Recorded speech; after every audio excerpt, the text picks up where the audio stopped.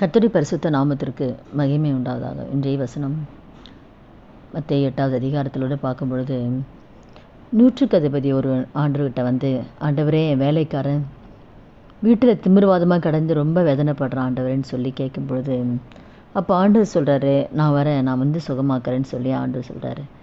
அதுக்கு அந்த 100க்கு அதிபதி சொல்கிறாரு, ஆண்டவரே நீங்கள் என் வீட்டுக்கு வரத்துக்கு எனக்கு தகுதி இல்லை ஆண்டவரே, நீங்கள் ஒரே ஒரு வார்த்தை மாத்திரம் சொல்லுங்கப்பா, என் வேலைக்காரன் சரியாயிடுவான்னு சொல்லி அந்த 100க்கு அதிபதியை சொல்லும்பொழுது ஆண்டவர் சொல்கிறாரு, இஸ்ரவேல் ஜனங்கிட்ட கூட இந்த விசுவாசத்தை நான் பார்க்கலன்னு ஆண்டவர் சொல்கிறார். அப்போது இதனால் கூட ஆண்டவர் நம்மகிட்ட எதிர்பார்க்கறதெல்லாம், ஆண்டவரே விசுவாசத்தோட ஆண்டவர் ஒரு வார்த்தை மாத்திரம் சொன்னால் போதும். ஒரே ஒரு வார்த்தை, ஆண்டவரே நீங்கள் சொல்லுங்கப்பா. எத்தனை வருடம் கடன் பிரச்சனையாக இருந்தாலும் சரி, எத்தனை வருட வியாதியாக இருந்தாலும் சரி, குடும்பத்தில் பிரச்சனையாக, கணவன் மனைவிக்குள்ள பிரச்சனையாக, எந்த பிரச்சனையாக இருந்தாலும் ஆண்டவரால் முடியாத காரியம் ஒன்றுமே கிடையாது. சங்கீதம் 33:6 கூட கர்த்தருடைய வார்த்தையினாலே வானத்தை உண்டாக்கும். அவர் வார்த்தையில் தான் எல்லாத்தையும் உண்டாக்குறாரு. அப்புறம் வார்த்தையில் உலகத்தை உண்டாக்கின தேவன் உங்கள் வாழ்க்கையில் கடன் பிரச்சனை விடுதலை கொடுக்க அவரால் முடியாதா? இந்த உலகத்தை படித்த தேவனால் நம்ம வாழ்க்கையில் இருக்கிற பிரச்சனைகளை மாற்ற அவரால் முடியாதா?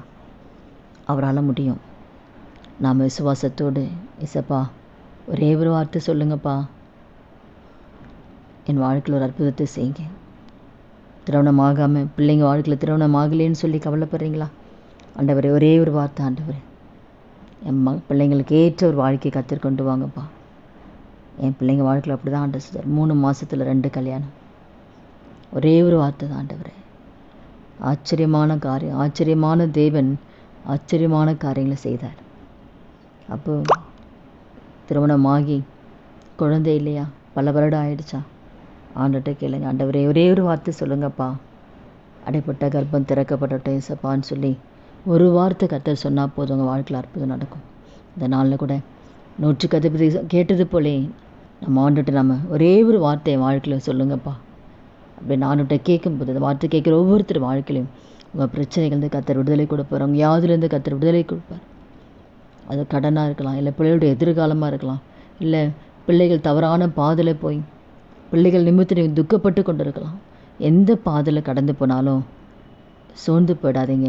கர்த்தர் உங்களோடு தான் இருக்கார், உங்களை நேசிக்கிறாரு, உங்களை கைவிட மாட்டார். ஆண்டவரே நம்பியிருக்கிற நீங்கள் எந்த சூழ்நிலையும் வெட்கப்பட்டு போக மாட்டீங்க. ஐயோ பிள்ளைங்க மூலம் நான் வெட்கப்பட்டு போயிடணும், பிள்ளைங்க மூலம் என் சாட்சி நான் எழுந்துருவணும்னு சொல்லி அங்கலாய்க்காதீங்க. கர்த்தர் வெட்கப்படுத்த மாட்டார். நிச்சயமாக உங்கள் பிள்ளைகளை கர்த்தர் மாற்றி மனம் திரும்பி எல்லாருக்கும் மத்தியில் கர்த்தர் சாட்சியாக நிறுத்துவார். அதனால் எந்த காரியத்திலுமே நீங்கள் சோர்ந்து போகாதீங்க. தேவனால் கூடாத காரியம் எதுவுமே கிடையாது. அதனால் கூட ஜெபிக்கலாமா? துதிகள் மத்தியில் வாசம் செய்ய நல்ல தகப்பனை இயேசு நாமத்தில் நம்ம சமூகத்தில் வருகிறோம்.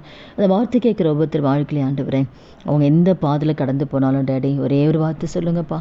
நீங்கள் ஒரு வார்த்தை சொன்னால் போதும் டேடி, அற்புதம் நடக்கும். அந்த உலகத்தை படைத்த அன்பு தகப்பன் எங்கள் பிரச்சனைகள் விடுதலை கொடுக்க அவங்களால முடியுமே.